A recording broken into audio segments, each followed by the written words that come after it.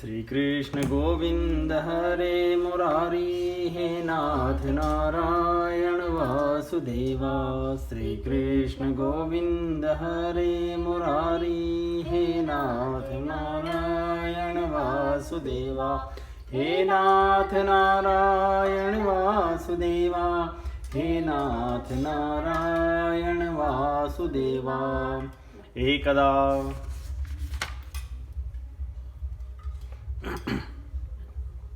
कल का ये श्रीमद् भागवत दशम स्कंद पूर्वार्ध और अध्याय है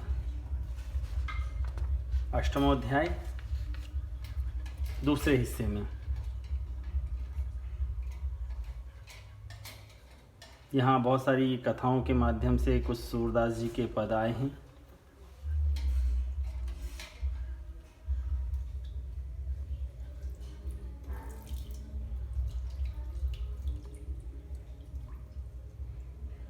ब्रज घर घर प्रकटी यह बात, दधि माखन चोरी करी लय हरि ग्वाल सखा संग खात। ब्रज बनिताय सुनि मन हर्षित, सदन हमारे आवे।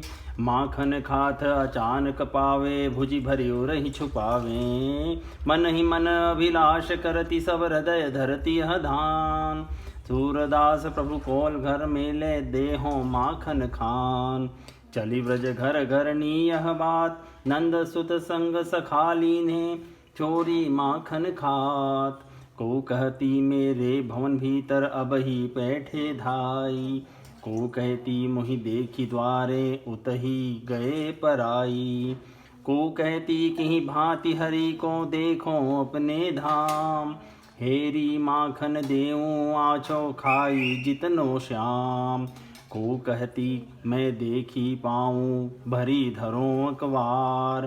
को कहती मैं बांधी राखूं, को सके निर्वार। सूर प्रभु के मिलन कारण, करती विविध विचार। जोरी कर विधि को मनावती, पुरुष नंद कुमार। गोपियाँ रात भर जाग जाग कर प्रातःकाल होने की बाट देखती। उनका मन श्री कृष्ण में लगा रहता। प्रातःकाल जल्दी जल्दी दही मथ कर माखन निकाल कर छींके पे रखती कि कहीं प्राणधन आकर लौट न जाए। इसलिए सब काम छोड़कर वे सबसे पहले यही काम करती और श्याम सुंदर की प्रतीक्षा में व्याकुल होती हुई मन ही मन सोचती, हाँ आज प्राण प्रीतम क्यों नहीं आए, इतनी देर क्यों हो गई। क्या आज इस दासी का घर पवित्र न करेंगे? क्या आज मेरे समर्पण किए हुए इस तुच्छ माखन का भोग लगाकर स्वयं सुखी होकर मुझे सुख न देंगे? कहीं यशोदा मैया ने तो उन्हें नहीं रोक लिया? उनके घर तो 9 लाख गौवें हैं, माखन की क्या कमी है? मेरे घर तो वे कृपा करके ही आते हैं। इन विचारों में आंसू बहाती हुई गोपी क्षण क्षण में दौड़कर दरवाजे पर आती। लाज छोड़कर रास्ते की ओर देखती, सखियों से पूछती। एक एक निमेष उसके लिए युग के समान हो जाता। ऐसी भाग्यवती गोपियों की मनोकामना भगवान उनके घर पधार कर पूर्ण करते। सूरदास जी ने गाया है, प्रथम करी हरि माखन चोरी, ग्वालिनी मन इच्छा करी पूरन, आपू भजे ब्रज खोरी। मन में यह विचार करत, हरि ब्रज घर घर सब जाऊं। गोकुल जन्म लियो सुख कारण, सब कै माखन खाऊं। बाल रूप जसुमति मोहि जाने, गोपिनी मिली सुख भोग। सूरदास प्रभु कहत प्रेम सो, ये मेरे ब्रज लोग। अपने निज जन व्रजवासियों को सुखी करने के लिए ही तो भगवान गोकुल में पधारे थे। माखन तो नंद बाबा के घर पर कम न था, लाख लाख गौवें थी। वे चाहे जितना खाते लुटाते, परंतु वे तो केवल नंद बाबा के ही नहीं, सभी व्रजवासियों के अपने थे। सभी को सुख देना चाहते थे। गोपियों की लालसा पूरी करने के लिए ही वे उनके घर आते और चुरा चुरा कर माखन खाते। ये वास्तव में चोरी नहीं, यह तो गोपियों का पूजा पद्धति का भगवान के द्वारा स्वीकार था। भक्त वत्सल भगवान भक्त की पूजा स्वीकार कैसे न करें। भगवान की इस दिव्य लीला माखन चोरी का रहस्य न जानने के कारण कुछ लोग इसे आदर्श के विपरीत बतलाते हैं। उन्हें पहले समझना चाहिए कि चोरी क्या वस्तु है और वह किसकी होती है और कौन करता है। चोरी उसे कहते हैं जब किसी दूसरे की कोई चीज़ उसकी इच्छा के बिना, उसके अनजाने में और आगे भी वह जान न पाए, ऐसी इच्छा रखकर ले ली जाती है। भगवान श्री कृष्ण गोपियों के घर से माखन लेते थे उनकी इच्छा से, गोपियों के अनजान में नहीं, उनकी जान में। उनके देखते देखते और आगे जनाने की कोई बात ही नहीं, उनके सामने ही दौड़ते हुए निकल जाते थे। दूसरी बात महत्व की यह है कि संसार में या संसार के बाहर ऐसी कौन सी वस्तु है जो भगवान की नहीं है और वे उसकी चोरी करते हैं।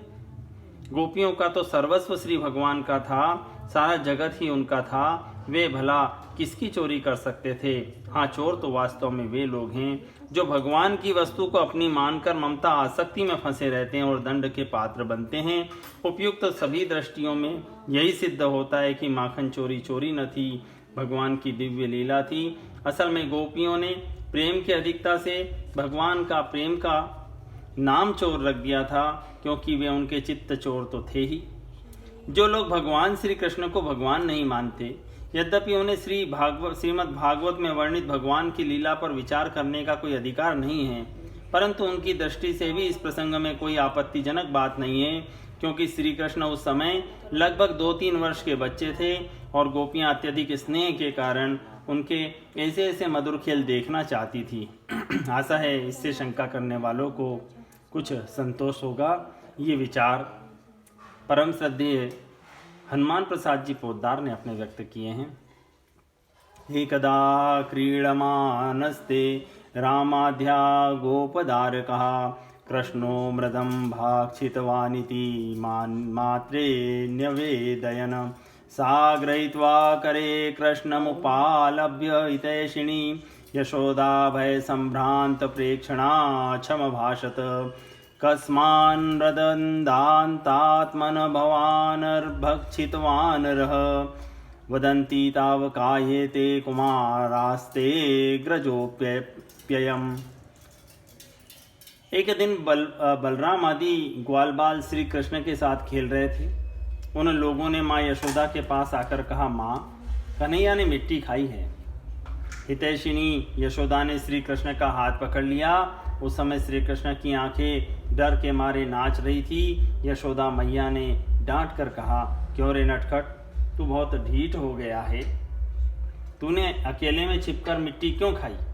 देख तो तेरे दल के सखा क्या कह रहे हैं। तेरे बड़े भैया बलदाव भी तो उन्हीं की ओर से गवाही दे रहे हैं। यहाँ उल्लेख आता है मृदु भक्षण के हेतु। प्रथम भगवान श्री कृष्ण ने विचार किया कि मुझ में शुद्ध सत्वगुण ही रहता है और आगे बहुत से रजोगुणी कर्म करने हैं, उसके लिए थोड़ा सा रज ग्रहण संग्रह कर लें। रज मिट्टी को भी कहते हैं। संस्कृत साहित्य में पृथ्वी का नाम क्षमा भी है। श्री कृष्ण ने देखा ग्वाल बाल खुलकर मेरे साथ खेलते हैं, कभी कभी अपमान भी कर बैठते हैं। उनके साथ क्षमांश धारण करके ही क्रीड़ा करनी चाहिए, जिससे कोई विघ्न न पड़े। संस्कृत भाषा में पृथ्वी को रसा भी कहते हैं। श्री कृष्ण ने सोचा कि सब रस तो ले चुका हूँ, अब रसारस का आस्वादन करूँ। इस अवतार में पृथ्वी का हित करना है, इसलिए उसका कुछ अंश अपने मुख में स्थित द्विजों दांतों को पहले दान कर देना चाहिए। ब्राह्मण शुद्ध सात्विक कर्म में लग रहे हैं, अब उन्हें असुरों का संहार करने के लिए कुछ राजस कर्म भी करने चाहिए। यही सूचित करने के लिए मानो उन्होंने अपने मुख में स्थित द्विजों दांतों को रज से युक्त किया। पहले विष भक्षण किया था, मिट्टी खाकर उसकी दवा की। पहले गोपियों का मक्खन खाया था, उलाहना देने पे मट्टी खा ली जिससे मुंह साफ हो जाए। भगवान श्री कृष्ण के उदर में रहने वाले कोटि कोटि ब्रह्मांडों के जीव रज रज गोपियों के चरणों की रज प्राप्त करने के लिए व्याकुल हो रहे थे। उनकी अभिलाषा पूर्ण करने के लिए भगवान ने मिट्टी खाई।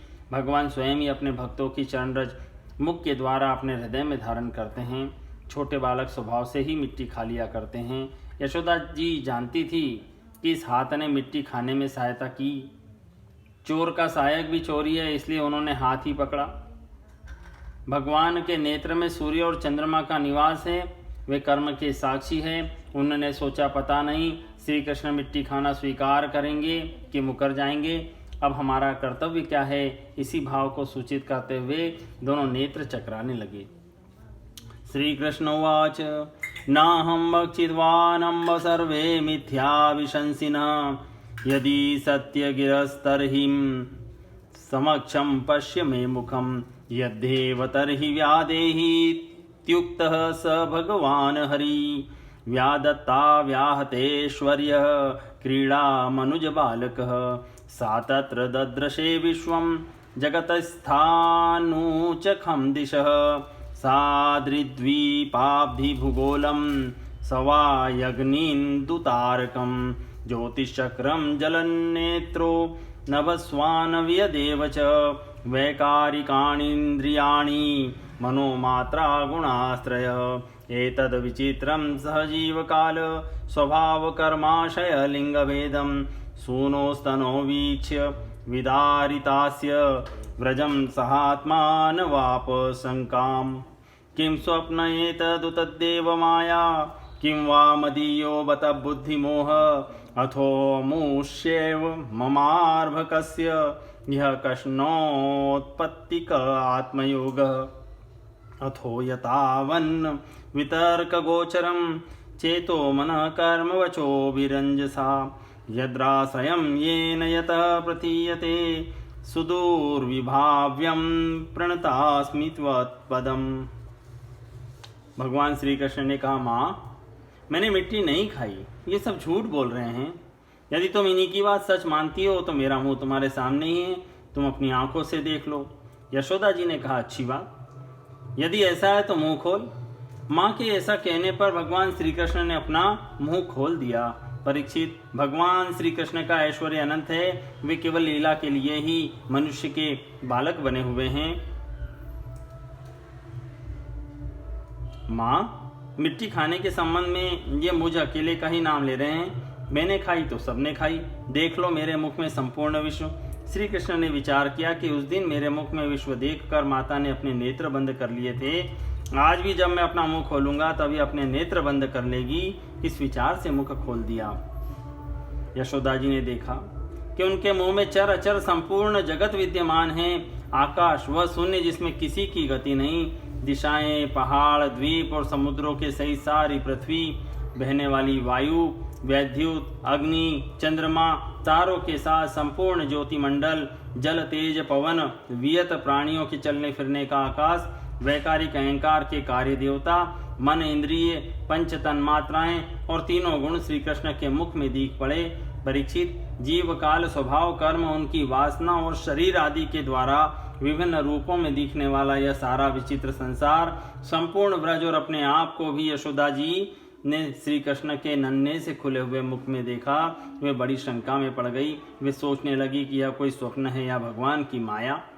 कहीं मेरी बुद्धि में ही तो कोई भ्रम नहीं हो गया है।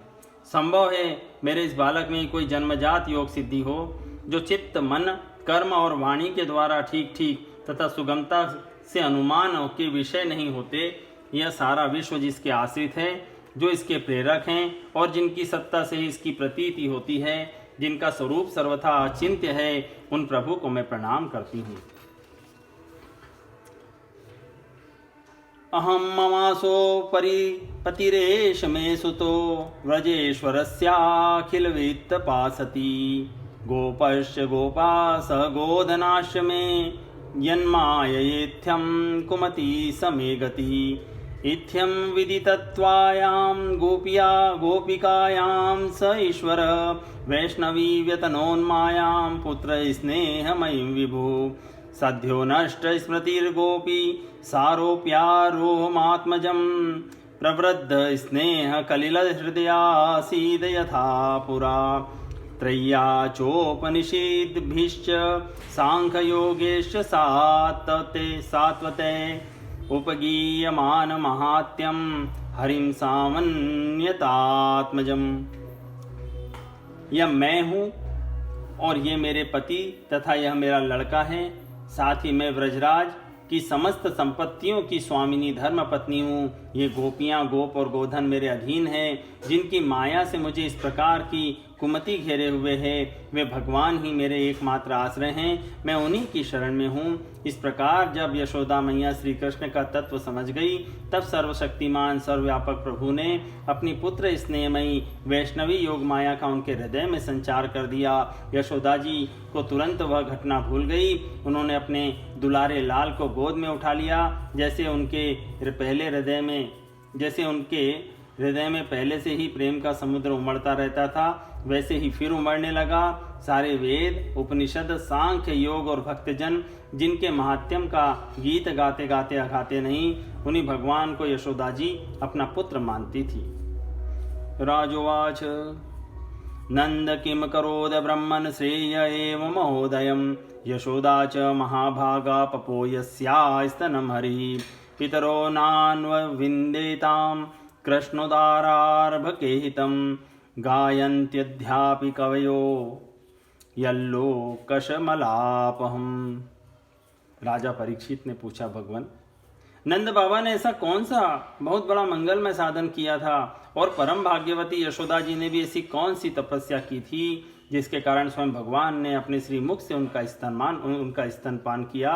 भगवान श्री कृष्ण की वे बाल लीलाएं जो वे अपने ऐश्वर्य और महत्ता आदि को छिपाकर ग्वाल बालों में करते हैं, इतनी पवित्र है कि उनका श्रवण कीर्तन करने वाले लोगों के भी सारे पाप ताप शांत हो जाते हैं। त्रिकालदर्शी ज्ञानी पुरुष आज भी उनका गान करते ही रहते हैं। वे ही लीलाएं उनके जन्मदाता माता पिता देवकी वसुदेव जी को तो देखने तक को न मिली, और नंद यशोदा उनका अपार सुख लूट रहे हैं। इसका क्या कारण है? श्री शुकोवाच द्रोणो वसूनाम प्रवरोधरया सह भार्यया करिष्यमाणादेशान् ब्रह्मणस्तमुवाच जातर्योनो महादेवे भुवि विश्वेश्वरो हरो भक्ति स्यात् परमा लोके ययांजो दुर्गतितरेन अस्तित्वत्युक्त सह भगवान् व्रजे द्रोणो महायशः जज्ञे नंद इति ख्यातो यशोदासधराभवत् ततो भक्तिर्भगवती पुत्रीभूते जनार्दने दंपत्यो नितरामासीद गोपगोपीषु भारत कृष्णो ब्रह्मणादेशं सत्यं कर्तु व्रजे विभुः सह रामो वंशचक्रे तेषां प्रीति स्वलीलया। श्री सुखदेव जी ने कहा, परीक्षित नंद बाबा पूर्व जन्म में एक श्रेष्ठ वसु थे। उनका नाम था द्रोण और उनकी पत्नी का नाम था धरा।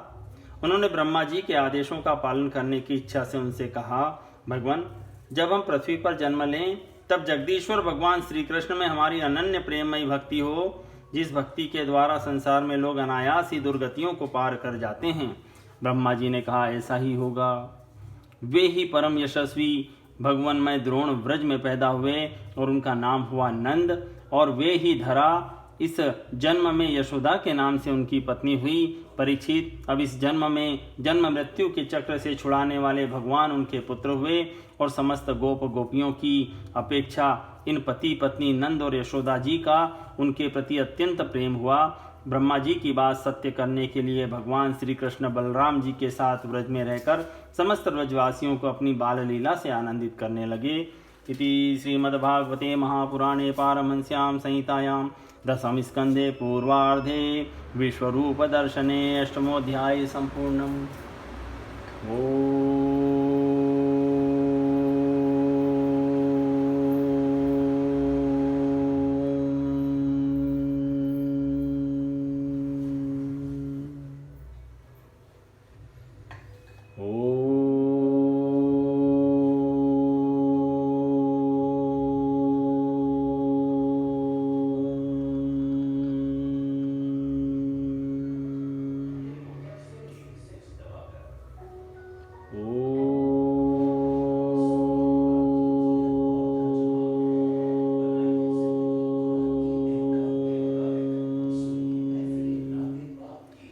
श्री कृष्ण गोविंद हरे मुरारी हे नाथ नारायण वासुदेवा।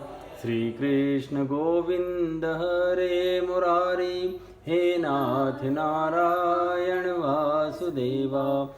हे नाथ नारायण वासुदेवा। हे नाथ नारायण वासुदेवा।